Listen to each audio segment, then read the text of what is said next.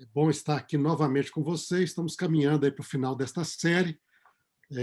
Hoje eu pensei até chegar um pouco mais adiante, mas no final eu vi que tinha tanta coisa já para uma parte inicial que ainda a gente vai dar uma pequena mudança naquilo que a gente tinha planejado. Tá?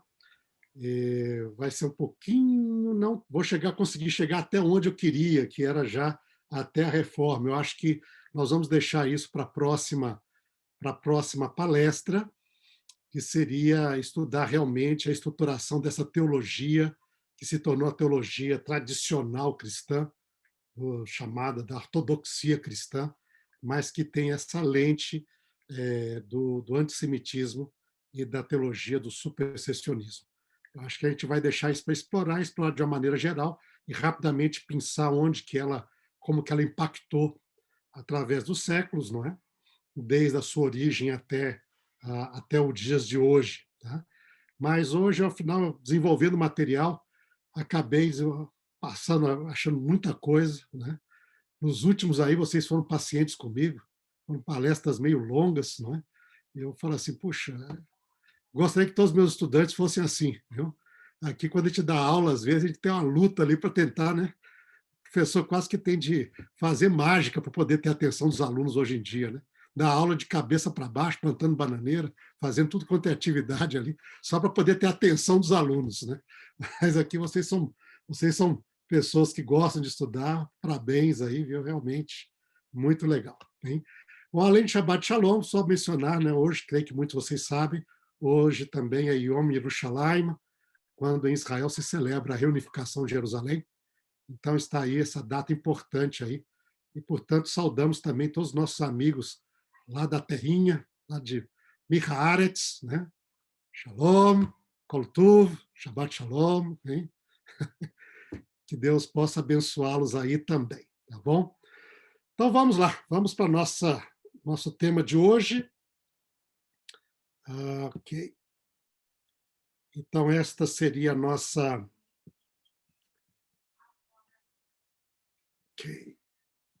quinta palestra, hein? Sobre o estabelecimento, então, da leitura aí antissemita do texto bíblico e da teologia do antissemitismo. Né? Iniciativas. O que eu queria antes começar a tratar dessa própria teologia semana passada nós estudamos a semente, que a gente propôs que elas são visíveis no texto do livro de Romanos, ou seja, ali no meio da igreja cristã que se desenvolveu em Roma, que começou a ter uma maioria de membros não judeus. Ela começa entre os judeus, mas com o passar do tempo começa a ter uma maioria de membros não judeus. A gente vê já o desenvolvimento de uma teologia que Paulo vai combater na carta aos Romanos, de que o povo de Israel, o plano de Deus falhou para Israel, Israel foi rejeitado e, portanto, houve uma substituição. E nós vimos ali que Paulo luta contra isso, contra essa atitude, contra esse tipo de sentimento, mas eu creio que nós podemos ver sementes disso lá, né? no nosso, neste caso ali. Mas daí vamos agora, então, trabalhar o solo, onde essa semente cresceu, okay? E proporcionou, então, a possibilidade... Deixa eu ver aqui, está meio ruim isso daqui. O que está acontecendo aqui? Pronto, melhorar uma parte aqui. Ok. Que é esse antijudaísmo no Império Romano. Né? Quando nós olhamos assim, a gente sabe que o contexto de sentimentos antijudaicos são mais antigos, inclusive, do que essa circunstância. Ele, no contexto bíblico, é bem representado nas palavras de Amã, já durante o Império Persa, falando, então, lá para o rei Artaxerxes, não é? Nos períodos ali da história da rainha Esther, de Mardoqueu, no livro de Esther, você vê aquele princípio básico que vai se tornar um elemento fundamental no antijudaísmo e que, dentro da sociologia, ataca grupos minoritários que são distintos da grande maioria. Então, ele vai dizer, olha, rei, aqui no teu reino existe um povo que não obedece às suas leis, que não adora os teus deuses. Então, rei, ele não adora os teus deuses, não obedece às suas leis, é um povo separado, diferente, não é igual aos outros, por que então suportá-lo? Né? E aí o rei diz: oh, tudo bem, pode fazer o que você quiser com esse povo. Né? E nós vimos ali como Amã tentou este primeiro ato, assim, de maneira sistemática ou clara, que aparece ali de um relato de um antijudaísmo ou antissemitismo, né? De destruir o povo de Israel, porque era um povo diferente. E este fato de ser diferente sempre causa, e sempre causou, e causará para todos os grupos que são diferentes, atritos numa sociedade majoritária. Não é? E isso acontecia com os judeus. E os judeus ali, eles, você vê que quando a gente nota a interação entre diferentes povos na antiguidade, muitos deles tinham muita facilidade de haver sincretismo religioso ou identificação. Então, o romano vem e olha a religião grega e facilmente identifica um deus com o outro, não é? Aí você vai ter, não, o nosso aqui é Júpiter, é o seu Zeus. E assim vai. Todo panteão romano pode ter uma correspondência no panteão grego. E a gente lendo documentos romanos também, você vê que o mesmo aconteceu com os outros povos, que nem os egípcios, por exemplo. Chegando lá, olha, Júpiter pode ser, não é? Amon-Ra, né? O deus Sol ali, okay? Não há problema nenhum, o disco solar. Okay? Então você vai ver que você vai identificar, porque você tem um politeísmo, muitos deuses, as figuras dos deuses superiores, deuses inferiores, não é? Diferentes deuses para diferentes aspectos da vida humana, e facilmente os povos pagãos e as religiões antigas, com seu politeísmo, podiam viver um sincretismo muito simples. E você vê, então, que no Império Romano, o sincretismo com as outras religiões dos povos conquistados era fácil. Sim? No entanto, ao lidar com o povo judaico, com o povo judeu, você vai ver que a situação é diferente, porque você não tem um politeísmo, identificar os deuses, você tem um único Deus. Esse Deus não é representado por estátuas, nem por figuras, por pinturas. Não é? A crença ligada com este Deus é bem diferente das crenças ligadas com os outros deuses. Não é? É um Deus extremamente ético, não é um Deus que está lá, não é? Com brigas e intrigas e roubando uma esposa do outro, e matando um ao outro, tentando matar um ao outro, e com ciúmes e com invejas. Não, é um Deus. Ele é o Deus que tem um povo na Terra, não é? Isso era algo assim que espantava muitos desses dos povos antigos. Saber que tem um Deus que não tem uma imagem. Que Deus é esse que não tem uma imagem? Eles adoram o quê? Adoram o ar, adoram a nuvem. O que eles adoram, não é? Então, e depois as regras, por exemplo, participação nas festas das cidades, a comer ali a parte. Um elemento, por exemplo, não comer carne de porco é um negócio que você vê na literatura, que é um negócio que o pessoal ficava estupefato. Como que assim que não come? Que é isso? Por quê? Será que o porco é o deus deles? E isso você vai ver toda essa literatura. A gente vê aqui em algumas das literaturas, das obras de escritores romanos na época. A gente vê que o judeu e o judaísmo tinha atração para muitas pessoas de diferentes nacionalidades, grega, romana, não é? E por isso a gente vê muitos dos tementes a Deus e prosélitos se unindo ao judaísmo. Sim? E isso era mais intenso lá na antiguidade do que é, por exemplo, inclusive no presente. Havia uma situação de de proselitismo no judaísmo muito mais intenso, hein? Muito mais também direcionado, muito mais engajado, não é? Do que, por exemplo, existem pessoas que hoje que se convertem, se tornam judeus, mas na antiguidade isso acontecia de uma forma assim bem intensa. Hein? Na antiguidade do mundo greco-romano, estou dizendo aqui, bem mais intenso. Não é? Então havia uma atração para um lado de uma população. Você vê isso na literatura, você vê isso nas referências judaicas, você vê isso no próprio Novo Testamento. À medida que Paulo e outros apóstolos viajam, sobretudo relata ali está com Paulo, ele vai encontrar muitos tementes a Deus, mulheres gregas, homens gregos, frequentando inclusive a sinagoga a cada sábado. né, que não tinham se convertido totalmente ao judaísmo, mas eram simpatizantes, eram admiradores, eram praticantes de vários aspectos. Então, de um lado, você tem essa atração. Do outro lado, você tem pessoas indiferentes, para eles tanto faz, né? E um terceiro lado ainda, aqueles que eram totalmente contrários e se opunham, ridicularizavam, menosprezavam. Não é? E aí nós vemos alguns desses escritos aqui. Eu trouxe alguns aqui, alguns poucos, não são muitos, não é? Mas que podem, creio, ser representativos daquilo que existia como sentimento antijudaico entre muitos no Império Romano. Okay? Então, por exemplo, o escritor Petrônio, satirista, na sua obra Satírico em Fragmenta, aí, na Fragmenta 37, ele vai escrever sobre os judeus e ele diz: os judeus podem adorar o seu Deus porco. Então, falava que o Deus do judeu era o porco, por isso eles não comiam porco. E clamar aos ouvidos do alto céu. Ele fica falando só para o céu lá. Hein? Mas aí diz: mas a menos que ele corte seu prepúcio com uma faca, que é a circuncisão, que para eles também era um absurdo, hein?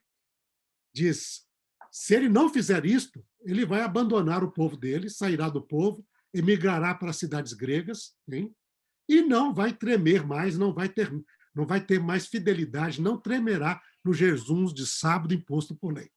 Então ele diz que esse é o judeu que se liberou, aquele que não se circuncidou, não é? E que acabou imigrando, se integrando às cidades gregas e não mais guardando o sábado, que ele acha que era jejum, né? que era imposto por lei. A pessoa mistura muita coisa de imaginação e coloca isso e escreve. Petrônio foi um famoso satirista, portanto, ali romano, e você vê a perspectiva que ele tinha do judeu. Hein? Isto é um dos elementos deste anti-judaísmo que existia na sociedade greco-romana, no mundo helênico, e em Roma também. Okay? Aqui eu só trouxe autores romanos. Okay? Aí você vê outro exemplo, é Quintiliano, um famoso educador até hoje na educação, ainda Quintiliano tem o seu impacto, não é? Professor de retórica romano, viveu do ano 35 até o ano 100, na sua obra Institutio Oratoria, né, sobre a retórica, sobre oratória, ele vai falar o seguinte, hein, uma das frases dele ali, fala que os vícios dos pais atraem ódio aos seus pais, o vício dos filhos, desculpa. Os vícios dos filhos atraem ódio aos seus pais. Os fundadores da cidade são detestados por concentrar uma raça, falando dos judeus, que é uma maldição para os outros. E qual que é essa raça? Então, por exemplo, vai citar aí o fundador da superstição judaica. Então, para ele, os judeus são uma maldição para as outras raças, para os outros povos. Não é? E eles estão ocupando as cidades, e para ele achava isso um absurdo, que no mundo helênico e romano, do Império Romano, os judeus estivessem ali ocupando tanto espaço e tanta representatividade nas cidades romanas. Okay? Outro escritor ali, ele era senador, historiador, Tácitos, hein? Ele viveu do ano 56 até 120. Para Tácito, ele vai aceitar a história que Maneto, um sacerdote egípcio no período helênico do Egito, né, inventou sobre os judeus, e que os judeus eram leprosos que foram expulsos do Egito, e eles saíram fugindo sob a liderança de um sacerdote egípcio que mudou seu nome para Moisés. Né? E daí então ele diz: os judeus são descendentes de leprosos que foram expulsos do Egito. E por causa disso não comem carne de porco, em memória da lepra dos seus antepassados. Isso porque, na época, se acreditava que os porcos eram muito propensos a sofrer de lepra. Então, diz, leproso e porco era bem facilmente associado à doença com os porcos. E diz, eles são indolentes, gente que não gosta de trabalhar. No sábado, ficam comemorando o dia da saída do Egito. O sábado, para muitos dos escritores romanos, era um absurdo. Imagina, perder um sétimo da sua vida, passando um dia sem fazer nada. Isso é um absurdo para o romano. Hein? E aparece isso também aqui na ideia de Tácitos, hein? falar que eles são indolentes, são descendentes de leprosos, etc. E aí você vai ver aqui, nessa apresentação de Tácito, o que ele escreve. Vai falar sobre os judeus, na obra que ele é referido ali, na Historiae, em 55, ele vai falar: todos os seus costumes são ao mesmo tempo perversos e repugnantes. Eles, os judeus, devem a sua força, quer dizer, são um povo forte, eles têm influência, mas devem a sua força à maldade. Hein? Aí vai falar sobre os prosélitos, que diz que os mais degradados, as pessoas mais abjetas de outras raças, hein? Desprezando suas crenças nacionais, ou se deixando o seu paganismo, a sua religião nacional, trazem a ele a sua contribuição em presentes. Então, para ele, quando os prosélitos se convertiam, no final, ia para poder, os judeus faziam isso para poder receber o benefício financeiro deles, porque eles trazem sua contribuição em presentes. Aí você vai ver a questão de dízimo, de ofertas, não é? De esmolas que eram dadas aos necessitados, mas para eles isso era, os judeus faziam isso para poder se enriquecer. Okay? E isso, então, para Tácito, aumentou a riqueza dos judeus, como também o fato de que eles são inflexivelmente honestos entre si e são prontos a mostrar compaixão com seus compatriotas. Mas, okay? Para Tácito, eles consideram o resto da humanidade com ódio a inimigos. Sentam-se à parte nas refeições, dormem à parte, e embora sejam uma nação propensa à luxúria, e uma coisa que vai aparecer lá, o judeu é propenso à luxúria, enquanto que normalmente o código de ética judaica era muito mais. O mundo romano, o greco, era um mundo onde as paixões carnais eram dadas, essas paixões e a sensualidade eram vivenciadas, às vezes, de uma maneira assim, né, extrema. Mas para ele, não. A nação propensa à luxúria. Abstém-se de ter relações sexuais com mulheres estrangeiras, mas entre si nada é ilegal, diz Tácito. Não é? Ele termina dizendo, então, aqueles que procuram sua religião adotam a prática a que se referindo à circuncisão, e eles têm essa lição inculcada neles primeiro. Primeira coisa que o judeu inculca na mente de um gentio que não é judeu, que vai se converter, tem de circuncidar. Hein? Com isso, o que é o resultado para Tácito?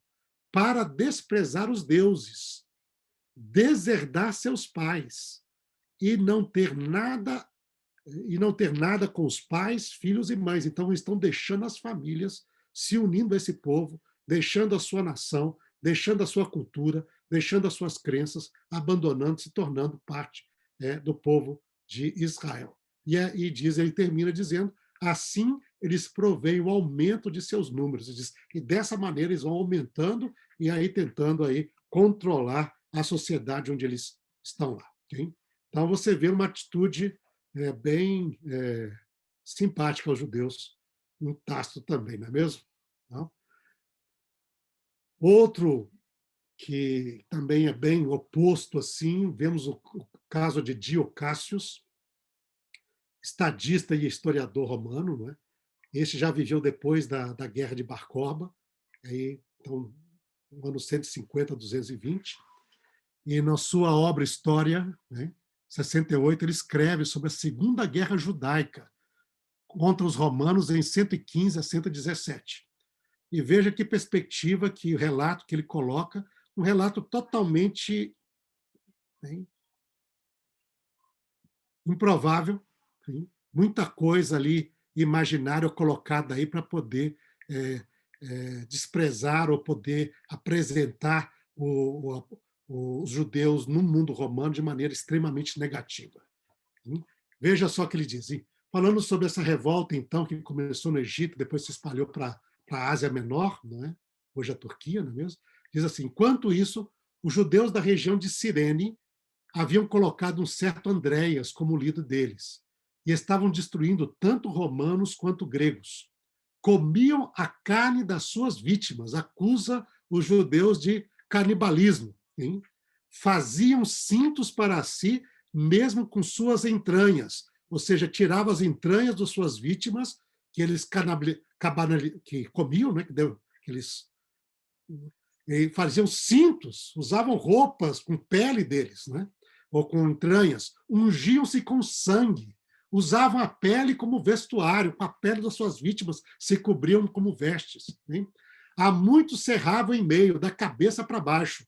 Outros lançaram aos animais selvagens. Outros ainda esforçaram a lutar como gladiadores. 220.000 pessoas morreram. Também no Egito eles praticaram muitos ultrajes semelhantes, e em Chipre. E aí continua a história dele. Hein?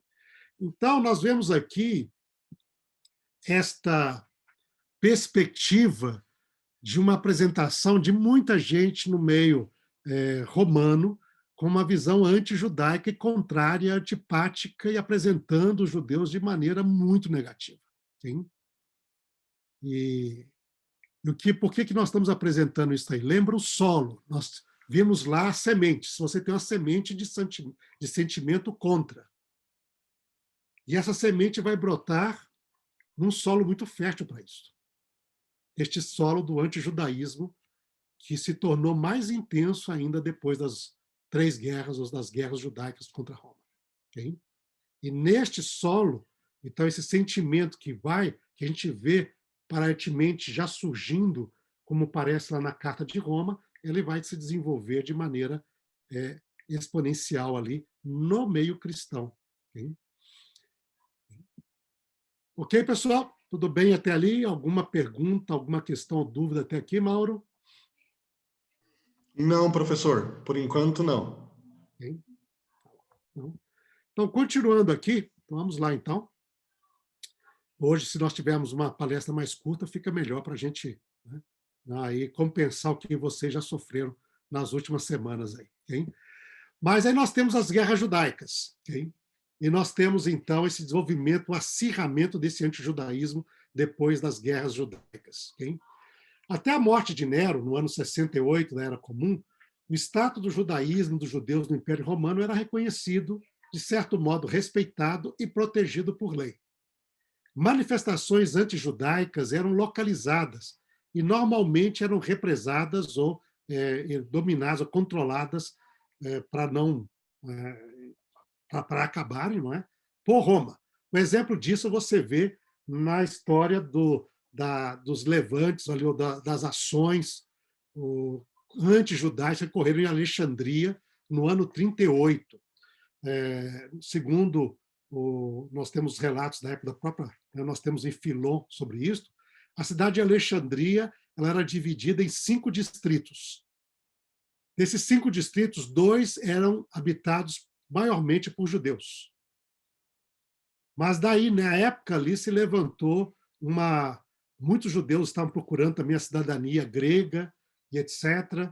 E daí você vai ver da parte de liderança religiosa entre os egípcios helênicos e outros mais, um levante de acusações contra os judeus que vai levar a multidão e ao povo, a população de Alexandria a se levantar contra os judeus e invadir as casas desses judeus, né? Depredar, roubar, saquear, expulsar os judeus das suas casas e obrigarem todos os judeus a irem morar num só quarteirão, numa só seção da cidade, o que criou aumentou muito a população, encheu de gente essa região ali, e foram cometidos todo tipo de crimes, assassinatos, crucificaram. Né? E o governador romano, Flaccus, na época lá, foi conivente com tudo isso e também participou, né? Invadindo sinagogas, destruindo, perseguindo judeus, executando judeus, roubando. Né? E, no entanto, qual foi a reação do Império Romano? Ao ter relatado isso, o Império Romano foi lá, depôs Flaccus, né? Controlou ali a rebelião, de certo modo, né? Acabou com a rebelião. Flaccus foi condenado no ano seguinte, 39, e foi executado, primeiro deportado, depois executado. Sim? Por quê? Porque a religião romana a religião judaica era uma religião lícita, ou seja, uma religião permitida pelo Império Romano e, portanto, tinha também certos direitos de proteção. E lá junto a algumas autoridades romanas, havia gente simpática também à posição e alguns pensadores romanos.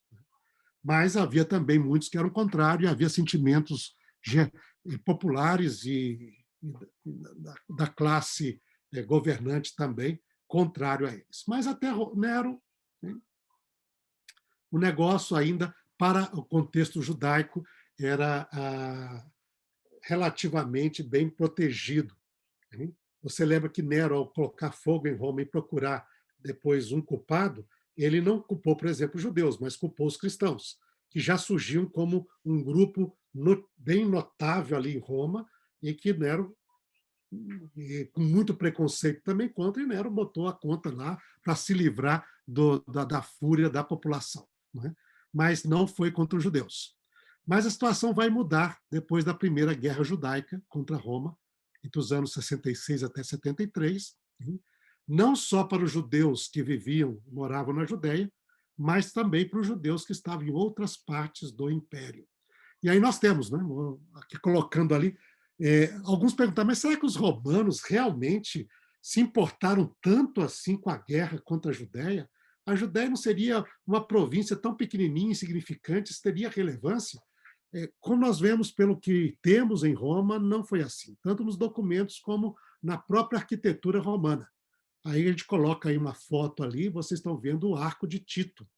O Arco de Tito está entre o Coliseu e o Monte Palatino, onde ficavam os palácios dos imperadores romanos e o templo do fogo, da chama romana lá,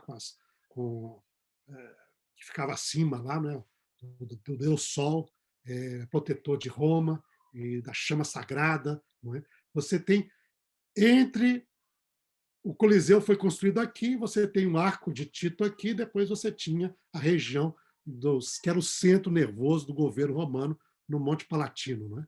E você tem esse arco todo construído por Tito para celebrar a vitória romana sobre a Judéia e a vitória sobre a rebelião dessa guerra judaica.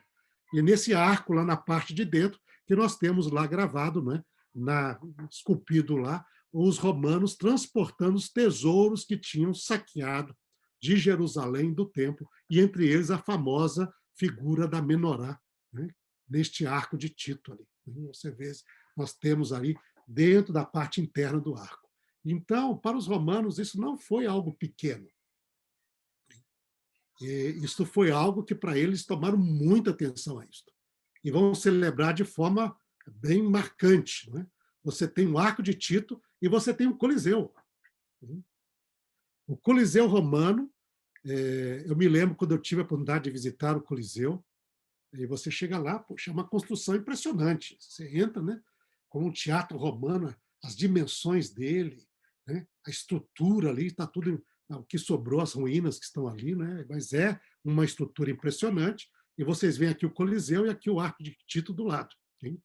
Ora, eu lembro que passando lá neste Coliseu e andando, aí você chega uma parte que é a parte da história do Coliseu, e aí eu fiquei, eu não sabia, não conhecia, mas aí fiquei surpreso ao descobrir que o Coliseu começou a construção pelo imperador Vespasiano, né, no ano 72, como também parte da celebração e com o que foi trazido de despojo de guerra da Judéia e da destruição de Jerusalém. O Coliseu aqui, o que foi tirado do templo ou de qualquer outros meios de recursos lá de Jerusalém, da Judéia, mas sobretudo ali em Jerusalém, não é? Foi usado para construir o Coliseu. E aí isso para mim teve um impacto, eu falo para vocês assim, teve um impacto, naquele momento, foi um impacto tremendo para mim.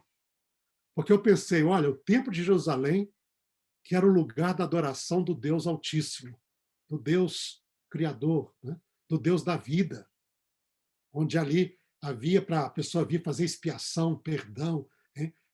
Restabelecer sua relação com Deus. Então, era o local da adoração do Deus Altíssimo. Os tesouros tirados do templo e de Jerusalém foram usados para construir um templo para a morte.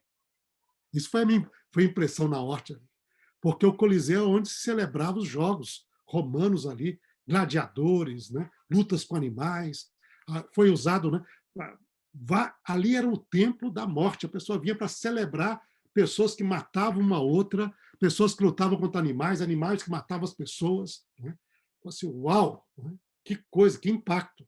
Mas o Coliseu, assim, essa construção arquitetônica tão famosa de Roma, está ligada com a Guerra Judaica, a Primeira Guerra Judaica.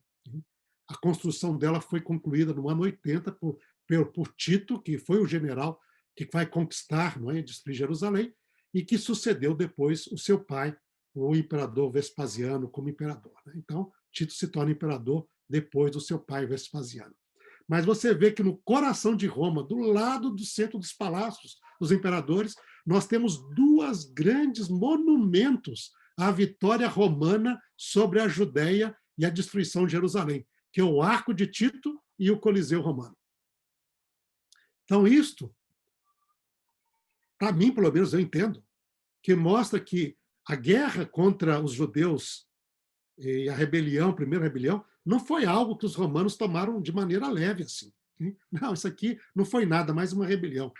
Para os romanos, isso foi algo que teve impacto grande, importante, e eles quiseram de todas as maneiras celebrar essa vitória, né, e indicar essa vitória. Indicaram de maneira monumental, através da arquitetura, celebrando essa vitória. Se diz, não há como provar que seja, mas diz que Vespasiano e Tito utilizaram os escravos judeus para construir o Coliseu, para humilhar ainda mais. Não há como comprovar isso, mas é bem provável que tenha acontecido. Que ao trazer escravos lá, ele ainda, para humilhar ainda, faz ainda com que o dinheiro que eu trouxe de você, agora você constrói isso para mim. Então, celebrou isto, e você imagina, ao isso acontecer na sociedade romana, a figura dos judeus começa a se tornar ainda mais... Já havia sentimentos antes contrários, agora os sentimentos eles são exacerbados. O indivíduo começa a desprezar o judeu de maneira significativa e aberta. Você é o derrotado, você é o vencido, você é o humilhado, você é o escravizado, você é o desprezado. Nós somos vitoriosos. Né? Então, e aí você já começa, o que eu quero trabalhar nisso, pensar na mente de cristãos em Roma, ou no Império Romano, que não eram de origem judaica, você começa já a ter um evento. Se identificar com os judeus não é coisa muito boa. Sim? Vamos tentar nos distanciar deles para poder fugir desse tipo de identificação. Né? Então, eu acho que esse elemento começa a se tornar cada vez ainda mais forte. Se antes era por preconceito, e por causa de preconceito tem gente que tomaria isso, você desprezar na sociedade, agora você tornou-se praticamente a figura de inimigo do Estado. Né? E você não é quisto, você não é bem que... Eles não te querem bem. E para comprovar isso de que não quer bem, além da celebração monumental, na tentativa também de mostrar a grandeza de Roma e, vamos dizer assim, o desprezo para com os judeus, você tem também o imperador Vespasiano vai fazer algo para humilhar de maneira sistemática, hein? Que é os fiscos judaicos. Então, logo depois da guerra, hein, por volta do ano 72, Vespasiano, então, ele vai estabelecer o fisco judaico, o imposto sobre os judeus. O imposto era de meio shekel, a mesma quantidade que o judeu pagava anualmente, o judeu adulto, né, pagava lá para o templo, para a manutenção do templo de Jerusalém, ele impõe agora sobre todos os judeus, homens e mulheres, crianças, adultos e idosos. No caso do fisco do imposto do templo, isso era para os adultos. Aqui não, desde a criancinha pequenininha até o idoso. Hein? Todo mundo tinha que pagar. Até mesmo escravos que pertenciam aos judeus, se tinha um judeu com propriedades e tinha escravos, os escravos dos judeus tinham de pagar esse fisco judaicos. Né? E este imposto colocado por Vespasiano, ele então foi usado para benefício do templo de Júpiter, Júpiter Capitolino, lá em Roma. Né? Então, isso vai com esta humilhação dos judeus. Né? Na sequência, depois, então, o imperador Domiciano, que reinou durante os anos 81 e 96, passou a exigir o fisco judaico não somente dos judeus, mas de todos que viviam como judeus. Então, se você tem um indivíduo romano, ou um indivíduo grego, ou egípcio, quem quer que seja, que adotasse o estilo de vida judaico, pagaria também o fisco judaicos. Okay? E isso provavelmente poderia ter incluído também cristãos gentios entre eles. Okay? E aí você tem, e esse fisco está ali, ele é a humilhação constante, você tem de pagar um imposto a mais que todo mundo, ninguém tem que pagar esse imposto, só você. O imperador Nerva, ele vai, que sucedeu o Domiciano, ele vai, então, no ano de 96, 98, ele vai manter esse imposto sobre os judeus, mas suspendeu os abusos da cobrança do mesmo para os não-judeus. E ele vai cunhar essa moeda que está aí, a moeda que está aparecendo ali. Se vocês veem essa moeda que ele cunhou Nerva, chama eles calúmnios, está escrito ali calúmnios, deixa eu ver aqui, vai colocar lá calúnios, blasta, fiscos judaicos. Aí bota uma palmeira lá, que ele parou o abuso de cobrar dos não-judeus, mas só vai continuar a cobrar de judeus. Né? Então, aí, o imperador Nerva, com uma evidência desse tipo de humilhação que o romano colocou a todo judeu. Né? Mas a situação vai continuar com o tempo, não fica claro até quando foi cobrado esse imposto dos judeus. Algumas fontes parecem sugerir que foi a segunda parte do segundo século, outras parecem indicar que ele durou até o terceiro século. Alguns historiadores creem que ele foi abolido somente pelo imperador Juliano Apóstata no quarto século, em 361 a 362. Então, esse tipo de fisco ele funcionava como um elemento social pesado, porque ele distinguia o judeu para humilhá-lo. Não é? E todos aqueles que também poderiam ser considerados judeus, provavelmente para fugir do imposto, iam declarar diante da autoridade romana: eu não sou judeu, hein? Eu sou romano, eu sou isso, eu sou aquilo. Né? Alguns, como no caso do Domiciano, dizem: não quero nem saber, você vive como judeu, meu amigo?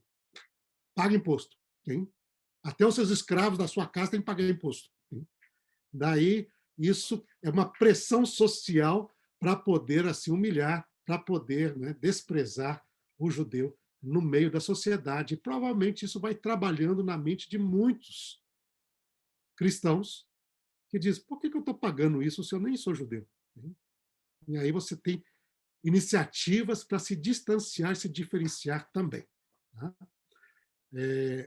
Na sequência, a gente vê ali também que a situação vai ficar ainda mais difícil e pesada na época de Adriano. Adriano, então, imperador que reinou durante de 117 a 138, ele vai enfrentar duas guerras judaicas contra Roma. A Segunda Guerra, de 115 a 117, começou no Egito, se espalhou pela Ásia Menor, não é? E a Terceira Guerra, a Guerra de Bar Corba, então ali de ano 132 a 136. E Adriano, ele vai, dentro desse contexto, vai decretar medidas severas, várias medidas, contra judeus e contra o judaísmo no seu governo. E realmente aqui a situação partiu para uma violência, uma tentativa, inclusive, de provavelmente destruir todo o resquício do judaísmo e dos judeus no Império. Então, o que nós vemos ali? Ele vai tornar bem mais pesado o valor do imposto a ser pago pelos judeus. Então, isso é algo que Adriano vai fazer. Ele não somente mantém, mas ele torna pesado isso daí. Agora já não é somente um veículo de humilhação social, agora é um veículo de punição social mesmo. Pesado, pesado mesmo, para poder impossibilitar uma vida razoável para a pessoa de origem judaica ali. Ele proíbe a circuncisão, a guarda do sábado e a guarda das festas judaicas. Ele proíbe a leitura da Torá e a prática dos cultos religiosos. Ele muda o nome da província da Judéia para Síria-Palestina, e aí vem essa origem do nome palestino, para celebrar, para tentar acabar com a memória dos judeus ligados com a sua terra e colocar, dizer, não, essa aqui é a terra dos filisteus. A palavra palestino, não é? Em latim, quer dizer filisteu. Isso nunca foi terra dos judeus, isso é terra dos filisteus. Sim? E ele Ele vai reconstruir Jerusalém, que foi destruída como uma cidade pagã e romana, a Ela Capitolina, na qual não se podia mais viver nenhum judeu lá, não é? Ele vai executar um grande número de judeus sobreviventes da guerra, sim? E vai proibir a circuncisão, parte lá. Ele vai lançar muitos no circo romano e, no entanto, do outro lado, ele tinha uma certa simpatia para com os cristãos. Quer dizer que, aos olhos dele, cristãos já não eram tão ligados aos judeus assim, nesse período do reino dele. Hein? Então, ele não vai ter a mesma atitude para com os cristãos, e você vai ver que nessa época de Adriano aí que começam a surgir as primeiras grandes composições cristãs que vão distanciar os cristãos dos judeus de forma sistemática. Hein? E aí vem aquela pergunta que alguns de vocês fizeram, né? Quando nós estamos discutindo o Novo Testamento. Falando assim, puxa, mas não seria a construção de uma identidade? Eu creio que no Novo Testamento nós não encontramos essa construção de identidade, porque os apóstolos ainda vão se identificar como judeu. Paulo mesmo vai se identificar como judeu. Vai ter relacionamento com a comunidade judaica de maneira direta. Mas eu creio que aqui sim, depois dessas guerras ali, e sobretudo nesse período de Adriano, e aí no início do segundo século, você tem sim nas escritas dos autores cristãos que nós vamos estudar na próxima palestra, uma construção de uma identidade que procura se distanciar da identidade judaica tanto quanto possível. Sim? Tanto quanto possível. E fugir desta intolerância, destes sentimentos anti-judaicos, ou mesmo a pessoa podia ter, né? Porque lembra, não é somente uma questão. O próprio indivíduo se tornou cristão, podia ele mesmo ter sentimentos anti-judaicos, não é?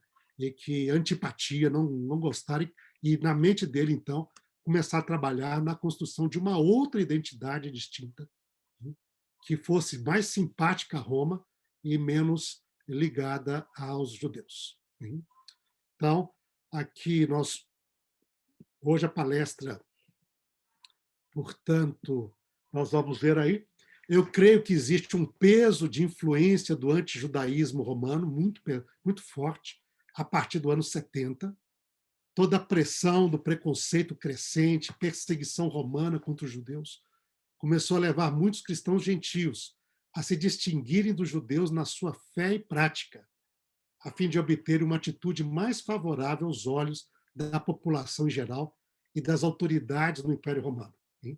Aspectos judaicos da fé cristã começaram a ser substituídos por aspectos romanos, especialmente após 135 da Era Comum.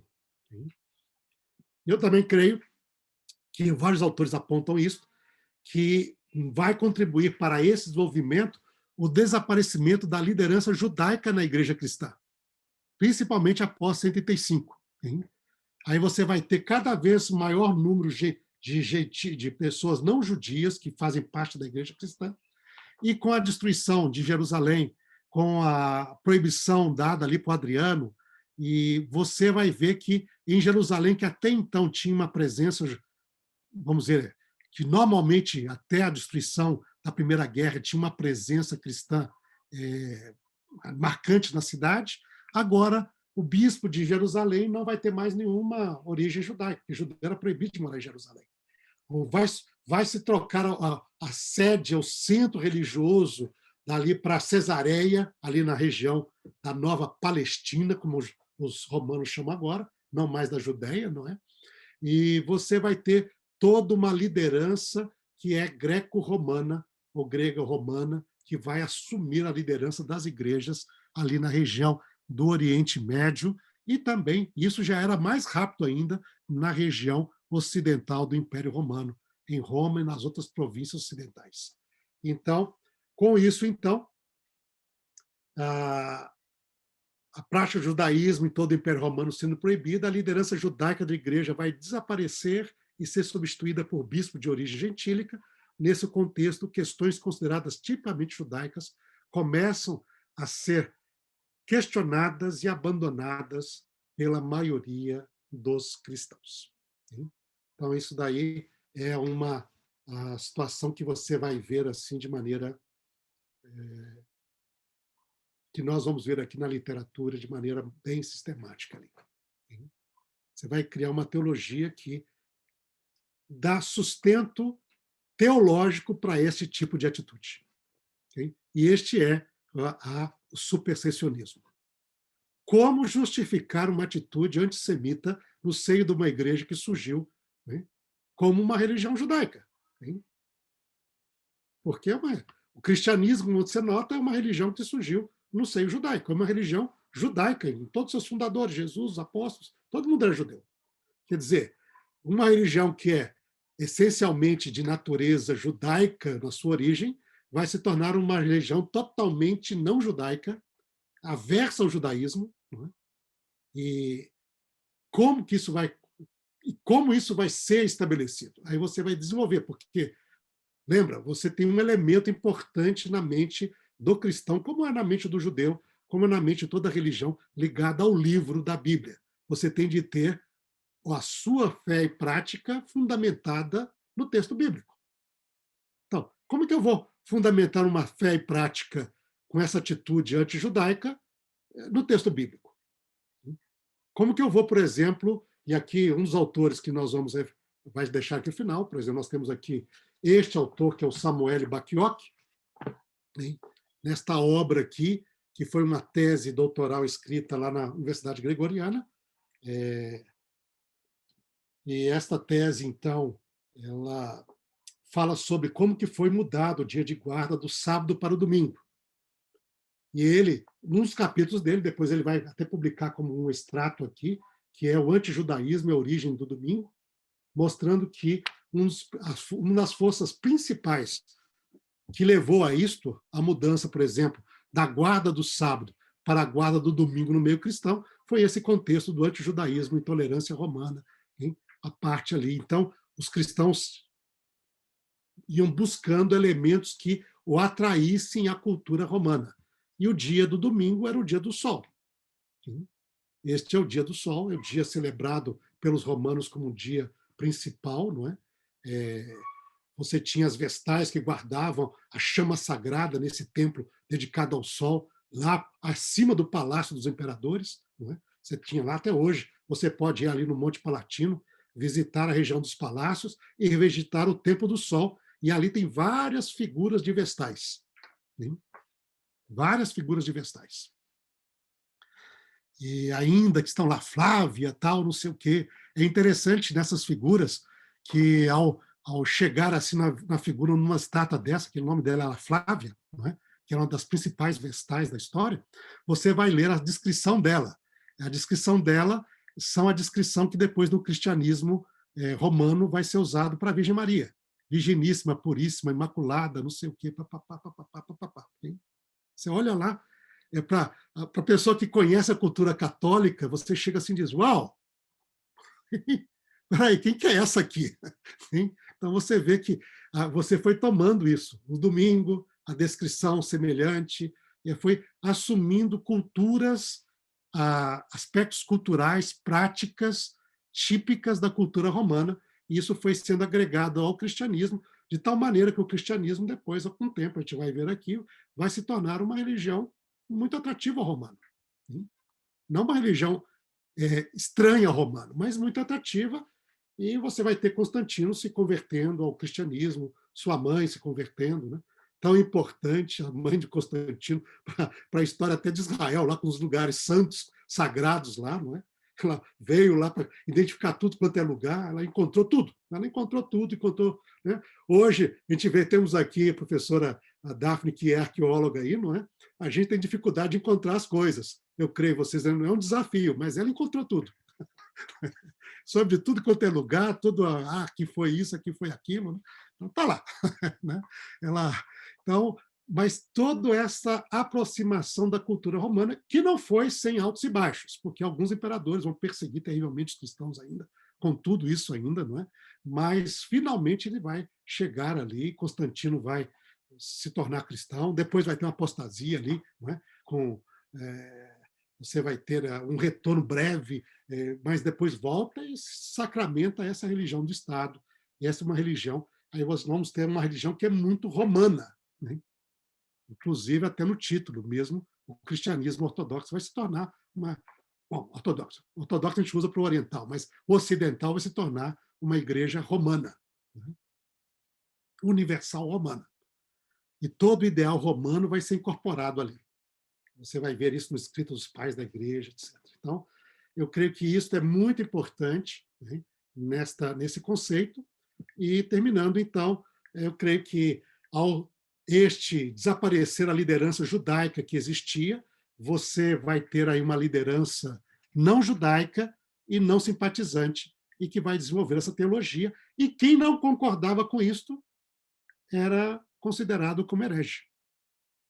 Você vai ter várias referências a grupos ali, ebionitas e não sei o quê, que é difícil saber que realmente eles criam ou não. Por quê?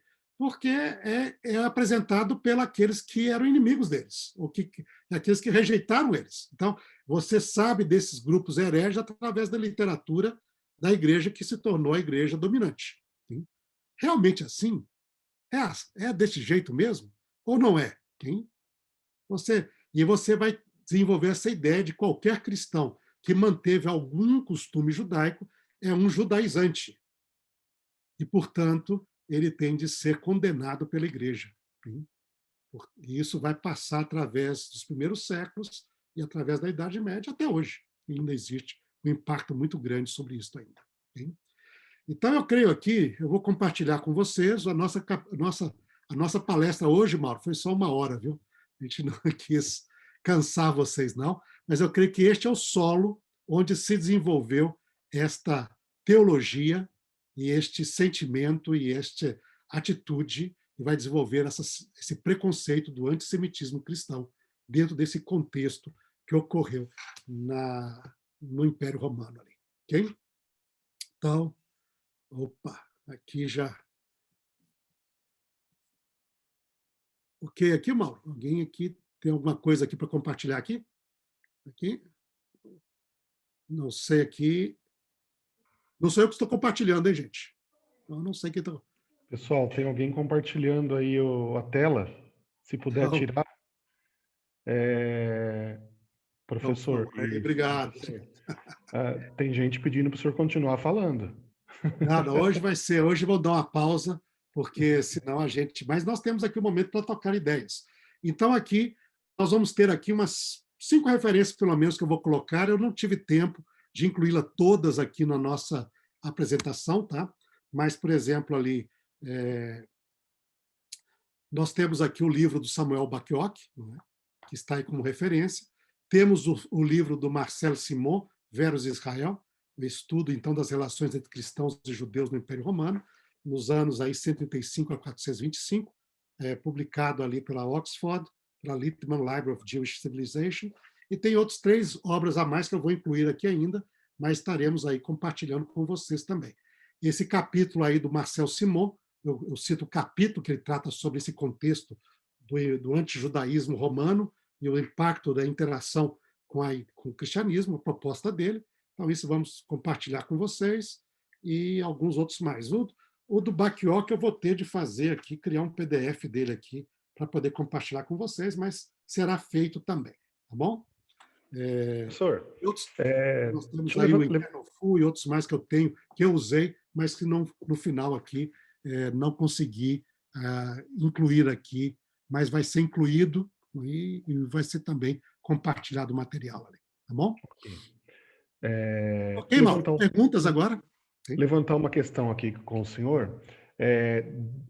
De uns tempos para cá, a figura do Jesus histórico, ela serviu muito de tema para escritores judeus falarem sobre Jesus e reconhecer Jesus de Nazaré como um judeu do seu tempo. Uhum. Nós temos vários livros sobre isso. E essa questão da separação do cristianismo com o judaísmo a partir do segundo século, tem isso também em literaturas de escritores judeus falando sobre isso? O Marcel Simon é um deles, né? Essa obra que falou Vero Israel é um deles. É uma das obras, né? Mas tem várias obras ali, material que a gente vai compor com vocês também ali, muitos deles. Alguns que eu já enviei não são material simplesmente cristão. Tem material judaico também, tá? E então ali você tem, mas isso é um tópico de estudo, sem dúvida, importante hoje no meio cristão e também no meio judaico. Essas questões se tornaram questões de interesse acadêmico e de pesquisa em ambos os meios ali. Tá? E um pouco nós estamos falando aqui, como hoje a gente tem, vou compartilhar com vocês na próxima, né, modelos ali, por exemplo, um artigo interessante, porque nenhuma relação é simples, não é assim um negócio tão geralmente é complexo. Talvez eu possa até compartilhar aqui agora mesmo. Deixa eu ver aqui com vocês aqui. Uma. Isso aqui.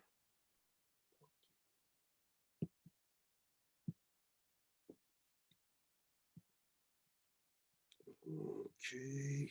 Só um momento aqui.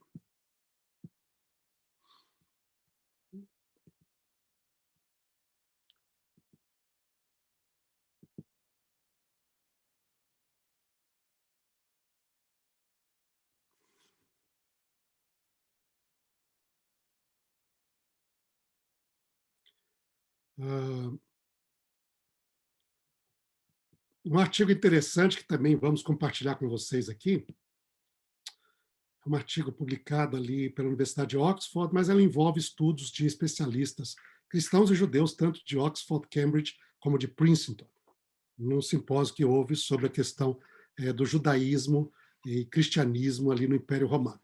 Então, este material, aqui tem um artigo muito interessante, que é o capítulo 15 dessa obra. A obra, eu creio que vocês estão vendo ali, é de autoria de M. Goodman, e, desculpa aqui, e é uma obra só, creio que vocês estão vendo ali, não sei se todos conseguem ver de maneira clara, mas é M. Goodman, Judaísmo no Mundo Romano. É uma coleção de ensaios, não é? Publicado, então, pela Abril. Na verdade, foi publicado pela Abril, não. Mas os autores ali são dessa convenção que houve, Oxford, Cambridge, Princeton e outros mais ali. Tem? E aqui ele vai apresentar modelos sobre a separação do caminho. Okay? E aqui são vários modelos a partir da perspectiva de autores hoje dessa discussão. Então, são modelos, são, na verdade, gráficos. A maior parte disso aqui é a questão de gráficos aqui. Eles aparecem virados, mas daí eu vou virar aqui para vocês na visão. Vamos ver se funciona direito aqui. Tá? Rotate. Aqui, ó. Pronto. Estão vendo aí, gente? Tudo bem? Tranquilo aí? Está conseguindo ver o modelo com o gráfico virado? Sim? Então, ok. Então, você tem. Isso aqui é a visão mais padrão. Tá? A visão padrão, que poderíamos dizer também foi quase um pouco daquilo que nós apresentamos aqui, mas a gente vai falar que é um pouco mais complexo, mas muita gente entende assim. Você tem vários grupos judaicos, não é? Você vai ver aqui, entre eles fariseus e os judeus cristãos, e a variedade de judaísmo. Então, a pluralidade de judaísmo, quando chega o ano 70, então você vai ter a destruição de Jerusalém, aí vai acabar vários grupos judaicos, e vai sobreviver dois. Os fariseus, que vão se tornar então o judaísmo rabínico, e os judeus cristãos, que vai se tornar então o cristianismo. Mas daí cada um começa a tomar distância um do outro. Okay? E através de conflito, contato, conflito e competição. Tá? E aqui você tem algumas variedades de paganismo que vão influenciando cada um. Hein? Cada um aqui. Hein? Até o ano 400, etc. Aí você vai ter esse tipo de influências que as duas religiões vão ter na relação entre si, hein? E aí vão se distanciando, e na relação com as religiões pagãs, nas quais eles vão interagindo também e vão adotando certos aspectos de cada uma dessas religiões. Então, este é um padrão, vamos dizer assim, de compreensão da separação que é padrão, tá? Na maioria daqueles que estudam nos dias de hoje. Tá? Então, e você vai ver o cristianismo adotando algumas práticas pagãs e o judaísmo também, mesmo na sua parte, existe algumas crenças e práticas. Né? Eu vi agora, lendo nessa semana ali, sobre até um artigo muito interessante no Jerusalem Post sobre o desastre que aconteceu ali no Monte Meron, não é? Mas a análise dele foi uma análise assim cortante, falando assim, gente, o que é isso? A prática feita ali com as fogueiras e as celebrações, ele diz, isto não existia no judaísmo nem quando o judaísmo ortodoxo foi fundado. Diz lá, isso, ao começar entre os místicos ali na Galileia, isso incorpora uma prática que não é judaica, de celebrar com fogo e cerimônias para poder conectar-se com a alma de um rabino. E diz isso dali, diz, se o pessoal lá, diz, ele fala assim, Maimônides, se Maimônides, Rashi, etc., tivesse levantado aqui, eles teriam um ataque cardíaco a ver isso lá. Okay? E diz, e no entanto, a ortodoxia, a ultra-ortodoxia judaica, muitos deles estão tomando isso como se fosse uma coisa extremamente importante, a juntar lá 100 mil ultra-ortodoxos para fazer uma celebração que não existe no Talmud, não existe na literatura judaica e seria contrária até. Né? Imagina. Então, você tem sempre essas interações que vão acontecer na religião, tanto judaísmo como cristianismo, que vão adotando, ou pelo menos alguns dos grupos vão adotando práticas que não fazem parte da sua herança anterior, hein? Ou bíblica, ou fundamental, não é? Do estabelecimento. Então, este vamos dizer assim, este é o diagrama clássico. Hein? Hoje, você já tem outro grupo que considera essa divisão de maneira diferente. Considera que a linha do judaísmo rabínico é que mantém a herança do passado. Hein? E que o cristianismo ele vai se desenvolver em diferentes grupos, separando-se dessa linha. Muita gente considera dessa maneira também. Hein? Isso é uma outra compreensão. E muita gente tem essa visão. Hein? Outros têm que, no entanto, são cristãos e judeus vão se desenvolver paralelo, de uma maneira diferente, mas não um saindo do outro, hein? Como foi a outra linha. Hein? Outros veem que você vai ter muita gente dividida hoje aqui, você vai ter, vem de Moisés, se divide nas 24 tipos de seitas religiosas. Okay? Paralelo a Moisés, você tem o mundo gentílico, com o Avodazará, que é a prática do paganismo. Não é? Aí daqui você vai continuar essas práticas, você vai ter no ano 70, que vai trazer o fim a todas esses grupos, vai sobreviver alguns minim, algumas seitas que não são especificadas, elas continuam, okay?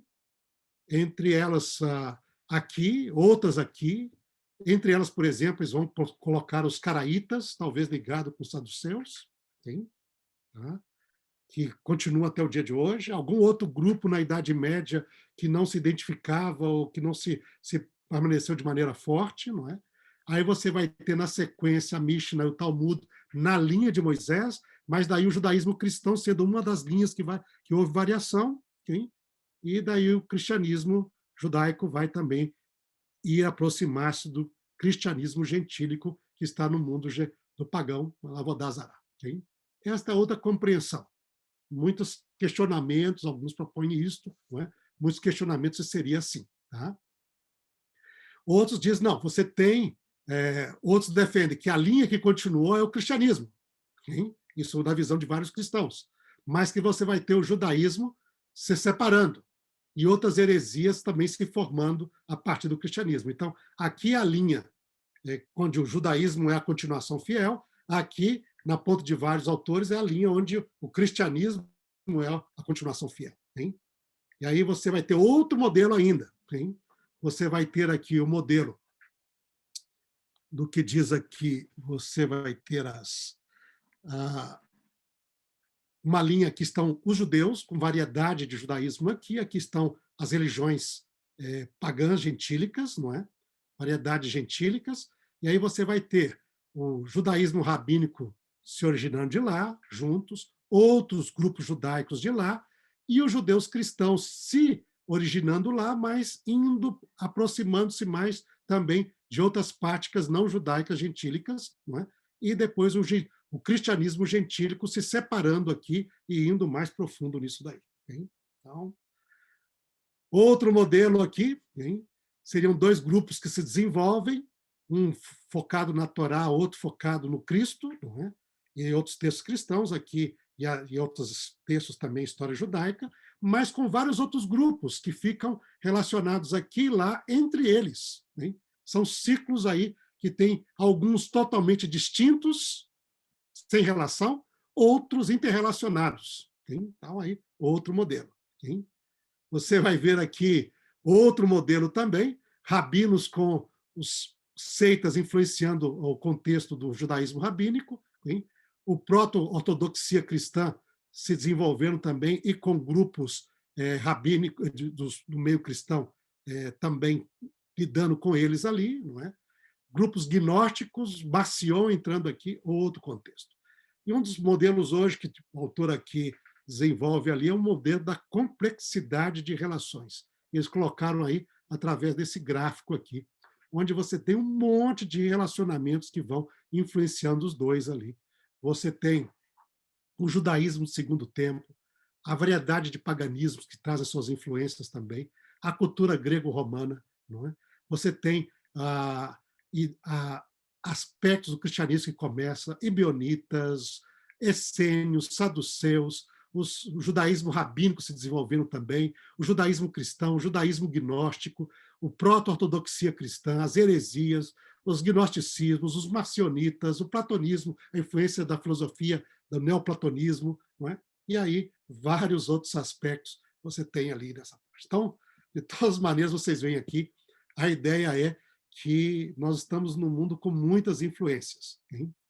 Mas aqui na nossa proposta seria que uma das influências que, para o nosso interesse, que o nosso interesse é o cristão desenvolvimento da leitura do antissemita e a teologia do supersessionismo. A nossa proposta hoje foi que um dos elementos fortes no movimento do surgimento dessa teologia é o antijudaísmo cristão, que vai depois se tornar antijudaísmo romano, no mundo greco-romano, não é? Que vai se transformar no antissemitismo cristão, com a teologia do supersessionismo, para justificar esta separação, distanciamento e aproximação da cultura greco-romana, a partir de uma teologia bíblica. Porque esse é o problema do indivíduo que tem um livro, o book, não é? Você tem um livro. Aonde que a sua prática está fundamentada aqui? Aí você precisa desenvolver uma teologia que justifique essa prática. Hein? E a teologia que vai justificar este caminho e as práticas adotadas é a teologia do supersessionismo. Que nós vamos agora, próxima palestra, vamos estudar a sua estruturação, a sua proposta, né? E como isso impacta o cristianismo.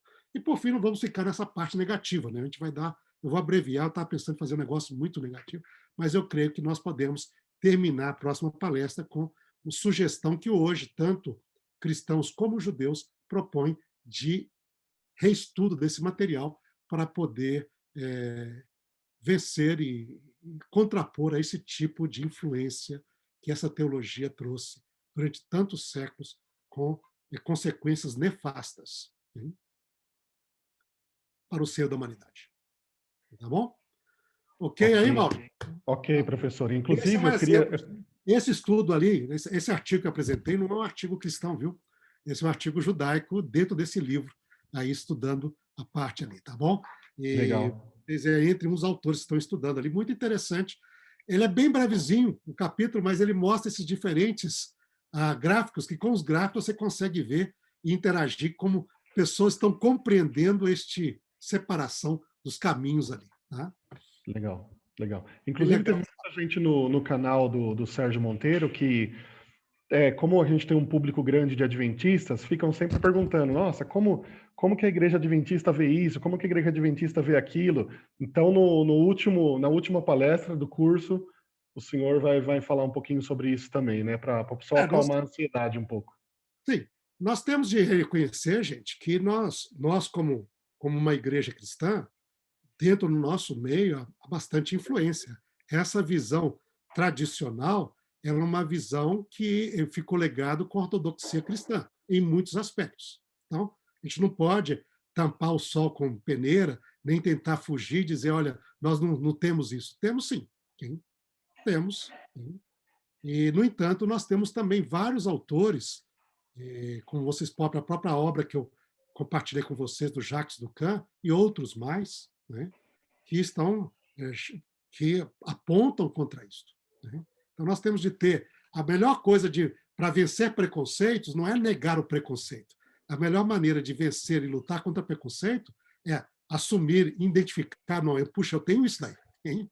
Realmente, né? Muita gente, às vezes, não tem de maneira consciente. Eles cresceram com isso como parte da sua cultura, da sua cosmovisão e da sua compreensão bíblica. Não é? E muitos autores também, inclusive adventistas, têm isso aí. Mas é curioso, por exemplo, eu tive uma experiência muito interessante a ver como que a gente, ao lidar com essa questão, você pode mudar. E eu acho que é parte da nossa função, inclusive, nós que somos aqui de um grupo que tem essa sensibilidade, como o nosso grupo que está aqui, nós somos os canais onde qual Deus pode ir trabalhando, seja com o nosso vizinho, meu colega, minha igreja, com sabedoria, hein? Com sabedoria. Mas eu lembro, por exemplo, uma vez, lembra daquela parábola que nós tratamos lá dos vinhateiros? Eu estava no meu programa de doutorado na Universidade de Andrews, que é a nossa principal universidade, né? No meio adventista, no contexto teológico, e eu fiz meu doutorado lá.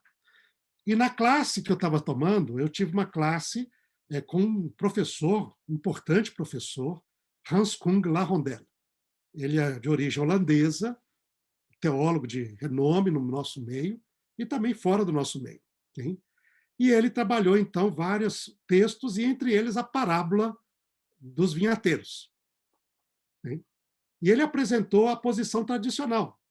Olha, os vinhateiros representam o povo de Israel, que, sendo infiel, né, agora são substituídos pela igreja cristã, para cuidar da vinha do Senhor. Hein? Eu lembro que na classe eu tinha a oportunidade de falar assim, professor, eu levantei a mão para a pergunta e disse, professor, mas esse verso aqui no final do texto, que fala que os líderes religiosos, escribas e fariseus, ouvindo essa palavra, entenderam que é acerca deles que Jesus estava se referindo, mas eles temiam o povo, porque o povo considerava como profeta, então existe essa dicotomia aqui entre liderança e povo. E a questão das imagens, quando nós tocamos a Bíblia, porque sempre a vinha, o Senhor plantou uma vinha. A vinha é ligado com o povo de Israel, é o povo de Deus. E a ideia de lavradores ou pastores que cuidam do rebanho, né? Isso é ligado com a liderança religiosa do povo. No momento, ele simplesmente não me respondeu. Falou assim, é isso aí, ponto final. Mas que alegria saber que anos depois o negócio foi trabalhando na cabeça dele. Ele foi trabalhando na cabeça dele, né? Ele tinha escrito muitas obras, e inclusive uma obra que, quando, aqui no meu contexto, aqui onde eu trabalho, eu comecei também a levantar algumas questões, eu tive assim uns certos colegas que disseram, não é isso não sei o quê, papapá. Aí houve um simpósio aqui, onde eles convidaram esse professor para ser o principal palestrante. Era um simpósio em homenagem a ele, ao seu aniversário, etc.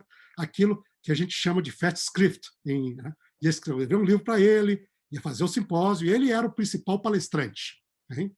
E ele ia tratar sobre isto, a relação entre judaísmo e cristianismo dentro do contexto do Novo Testamento. E a pessoa que ia traduzi-lo era a pessoa que aqui considerava que as ideias que nós estamos discutindo aqui eram ideias que não estavam dentro da ortodoxia cristã. Não é? E daí ele achou que aquele momento seria um momento muito adequado. E para poder deixar claro para todo mundo, com um teólogo de renome internacional no nosso meio, apresentar que algumas ideias que estavam sendo apresentadas aqui não tinham base. Aí ele foi à palestra de abertura deste simpósio. E aí o doutor Larondelli, quando ele começou, ele disse o seguinte, gente, eu agradeço vocês o convite, Eu agradeço a homenagem, agradeço que vocês traduziram esse meu livro, que é meio antigo agora, não é? Mas em homenagem a mim, mas eu gostaria de dizer a todos vocês. E nós tínhamos aqui no nosso auditório quase 1.000 pastores reunidos para esse simpósio, da região de São Paulo. Aqui, hein? E ele falou assim, eu gostaria de dizer que eu mudei de ideia. Aquilo que vocês traduziram não é o que eu penso mais. Eu realmente passei a estudar isso com mais detalhe, etc. E eu digo para vocês, gente, quanta coisa eu escrevi de besteira no passado. Eu gostaria de mostrar para vocês. Aí foi totalmente na direção que nós estamos discutindo agora. E falando assim, olha, vocês pastores, sabe de uma coisa que nós devemos fazer? Nós temos realmente pastores adventistas do sétimo dia, segundo a vontade de Deus, nós deveríamos ser bons amigos do contexto judaico. Seja rabinos do rabino, conheça a comunidade deles, desenvolva amizade com eles. Hein? Por que antagonismo? E ele então recomendou, olha, vocês têm aqui comunidade judaica em São Paulo, etc. Vamos lá ser amigo deles. Hein? Vamos repensar toda essa história e tal. E o tradutor era o indivíduo que estava promovendo tudo isso. Ele ficou lá, mas ele sabia que muita gente falava inglês também, e ele também é muito íntegro nessa parte. Aí ele traduziu corretamente tudo. Ele tinha, né, traduziu lá. Mas essa que é a alegria de você poder ver o seguinte, tem gente que tem esse tipo de preconceito e muitas vezes não está tão ciente da profundidade, nem do alcance, nem das razões. Ele acha que isso é o natural. Então, através de uma maneira adequada, sábia de abordar, não é? Você pode abrir a mente e o coração de muitas pessoas. E muitas pessoas podem trocar, mudar de atitude, de direcionamento. Não vamos conseguir fazer isso com todo mundo, não. É ilusão pensar que vai conseguir. Hein? Porque tem gente que prefere viver no seu preconceito até o fim. Isso e qualquer tipo de preconceito. Mas aqueles que podem mudar, isso já é uma grande vitória. Uma grande, enorme vitória. E o curioso é que esse professor, que era tão antagônico, depois, no final, se tornou meu amigo. Não é?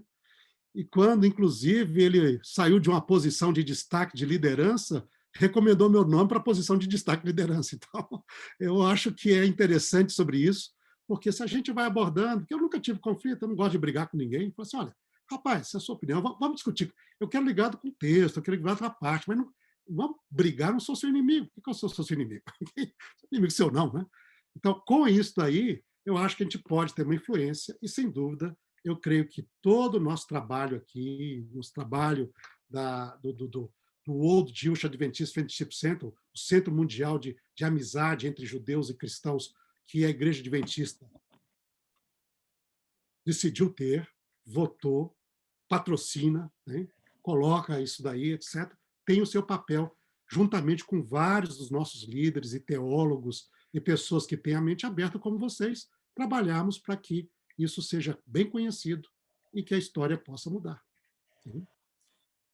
Pessoal, Mauro ia falar? Pode falar.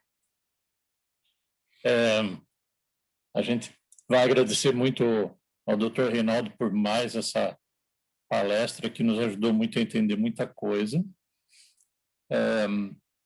Agradecer a todos vocês que estiveram conosco aqui. Eu realmente gostaria que fosse mais longe, tá? Minha fome aguenta mais. Acho que a fome de conhecimento está maior agora.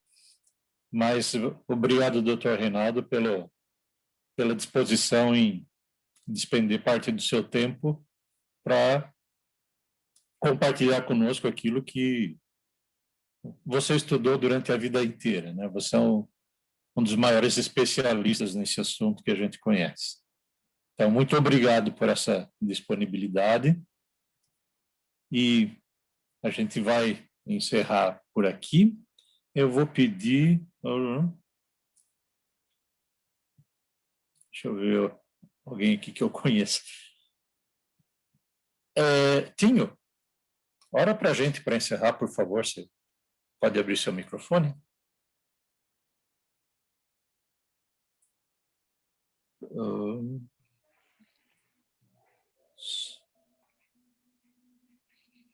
Pode abrir, eu estou habilitando, Tim.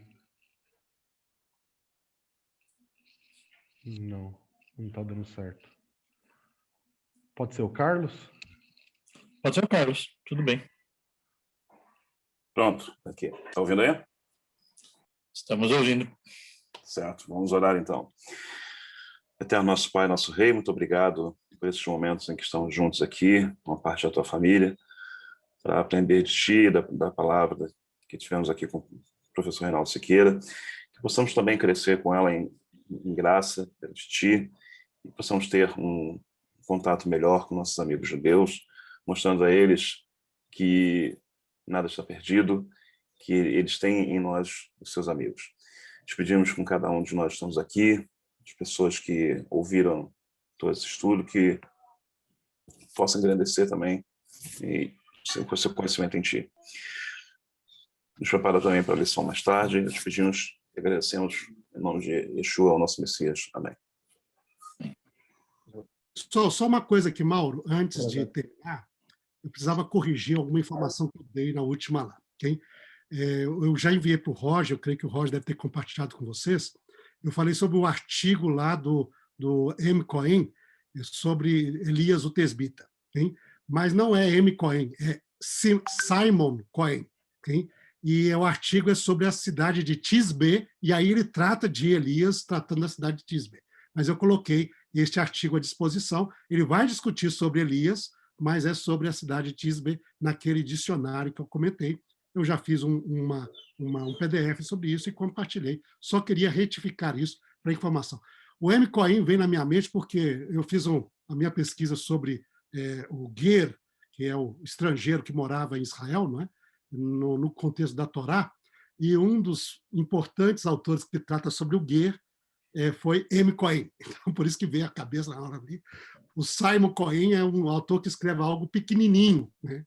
Sobre a parte, é só um artigo pequeno, mas interessante, provocante a ideia dele, tá? Mas é só por isso, eu queria só para não deixar equivocado ali, alguns que tiveram lá, vejam o que foi. Por que eu recebi? Era M. Cohen, Simon Cohen, em vez de ser Eliahu, Hanavi, Eliahu Hatisbi, é Tisbe somente. Então, é só isso aí, viu, Mauro? Fechado. Feita a Esse correção. material que eu coloquei para vocês aqui, tanto o capítulo do Velho Israel, de Marcelo Simon, que é um autor judeu, como também aqui a seção do livro sobre antijudaísmo, o impacto dele aqui no Baquioque. O Baquioque é mais sobre, o foco dele é sobre a mudança do sábado para o domingo. Então ele vai estar focado nisso. Mas ele traz muita informação nesse contexto, tá? E de algumas outras referências aqui, então eu passarei para o Roger e ele vai compartilhar com vocês também. Tudo bem? Tá bom. Professor, a gente quer mandar também um abraço ao pessoal do canal do Sérgio, Okay. que participou com a gente. Chegamos lá a quase 80 pessoas, tivemos mais de 100 aqui também. Então tem bastante gente acompanhando esse curso. Okay. Tá ótimo, então um abraço para eles aí também, Mauro. Viu? Gente, é isso aí. Grande abraço para vocês. Né? Bom almoço ou bom jantar para os outros que estão mais longe, não é? Que Deus abençoe vocês e seus familiares, hein? Nessa nova semana que vai vir também. Até mais, então. Hein? Shalom lehitraot. Lekulam. Shalom.